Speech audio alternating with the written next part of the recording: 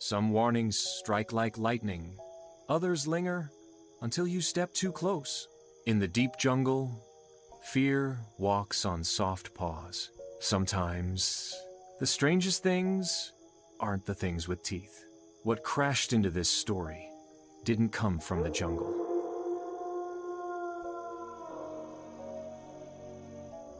The jungle didn't move, but it was watching. No one dared to speak, but every creature understood. This wasn't a fairy tale. He could have attacked. He didn't. He spoke. You think your kinds can just walk through these trees and leave nothing broken? The forest remembers every footstep, and so do I. What you leave behind is a promise to the land. The young ones held their breath, unsure if peace or peril would come next. Promises can be broken.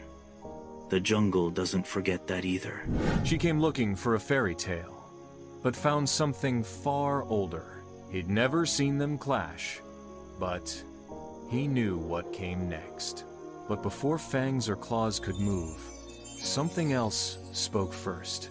Not in words, but in something far older. The children felt it first. A shift in the air. A breath held by the trees. The jungle bent, not from fear, but because it remembered. And in the stillness, the jungle answered with a mark.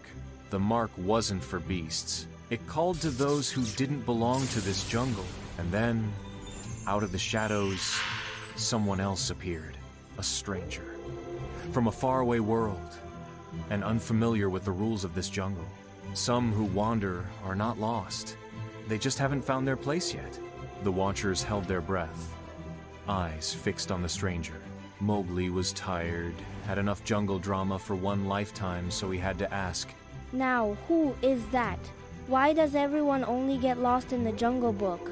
The stranger, who wasn't that strange to Goldilocks, asked with the grace of a ballroom and the direction sense of a pine cone. Is this the way to the castle, or did I take a very rugged detour? Goldilocks walked away with a smirk and a shake of her head, leaving the stranger to find her own path in the wild. But of course, she came back. A girl can only walk away so far without getting the last word. What are you doing here? Should someone tell your stepmom? Is your prince gonna Tarzan his way over? And tell me, were your chores done this time? The stranger, who apparently didn't do quiet, had her own fairy tale footnote to drop like a glass slipper. Oh, I did my chores, and unlike you, I never broke into anyone's house, judged their breakfast, overstayed, and ran off when they found out. Just remember, princess, not all lost souls get to find their happy ending. Happy endings are overrated. I prefer to write my own. And remember, not every glass slipper fits, but sometimes you just have to make your own shoes. And then, as if the trees had never let her in, the stranger vanished into mist and memory. And Goldilocks was alone again, with only the wild to listen. No words were spoken, but between the girl and the wild, a stare held like claws in the dark, sharp enough to cut through silence. Some creatures rule by fear, others by kindness. I'm sorry I went uninvited to your cousin's house. Ate some porridge, took a nap. You know all about it. It was a bad guest behavior. They might forgive you, but the lady of the house still calls you the hairy little home invader. Who's next? Snow White? Is this jungle a lost and found for fairy tales? While voices echoed through the trees, the jungle listened, and something else stirred.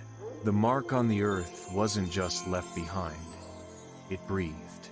Footsteps didn't echo here, but the earth felt them and warned the trees. The air shifted, like a story about to turn a page. A shadow moved, unseen but not unnoticed, whose presence spoke without sound. The jungle holds its secrets close. And so does this tale, for now.